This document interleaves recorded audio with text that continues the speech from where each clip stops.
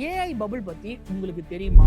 Artificial இன்டெலிஜென்ஸ்னு சொல்லப்படுற AI companies எல்லாம் கொஞ்சம் கொஞ்சமா பபுள்குள்ள போயிட்டு இருக்கு. பபுள்னா கண்டிப்பா ஒரு நாள் உடையும். நமக்கு சோப் பபுள் பத்தி தெரியும். ஆனா எக்கனாமில கிரியேட் ஆகுற பபுள் பத்தி தெரிஞ்சுக்கணும்னா நம்ம ஒரு 30 வருஷம் பின்னோக்கி போகணும். 1995 அந்த டைம்ல தான் இன்டர்நெட் கொஞ்சம் கொஞ்சமா பாப்புலர் ஆக ஆரம்பிச்சது. மக்கள் கொஞ்சம் கொஞ்சமா ஆன்லைன் வேர்ல்டு உள்ள வர ஆரம்பிச்சாங்க. இதை பார்த்த ஆண்டர்பிரினர்ஸ் நிறைய இன்டர்நெட் கம்பெனிஸை கிரியேட் பண்ண ஆரம்பிச்சாங்க. ஆனா எந்த ஒரு கம்பெனியும் ப்ராஃபிட்டபிளாவே இல்லை.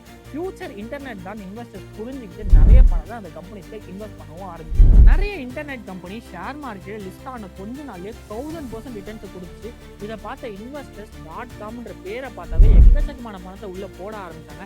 இதை பார்த்துட்டு மற்ற கம்பெனிஸ் அவங்க பேரை ரீநேம் பண்ண ஆரம்பிச்சாங்க. கடைசியில .com ஆட் பண்ணி A.com, B.com, C.com இது ஒரு பபுலா கிரியேட் ஆக ஆரம்பிச்சது. இண்டஸ்ட்ரி எந்த ஒரு ப்ராஃபிட் வேல்யூ ப்ரொவைட் பண்ணாமல் பெருசாகிட்டே இருக்குது.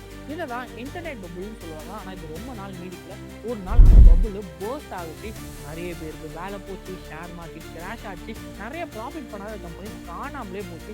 இதை தான் .com பபுள் கிராஷ்னு சொல்லுவாங்க. இதே மாதிரி ஒரு சுச்சுவேஷன் தான் இப்போ ஏஐலும் நடந்துகிட்டு இருக்கு. அந்த .com கம்பெனிஸ் மாதிரியே ஏஐன்னு பேர் வச்சாவே இன்வெஸ்டர்ஸ் எக்கச்சக்கமான பணத்தை அந்த கம்பெனிஸ் உள்ள போட்டுக்கிட்டு இருக்காங்க.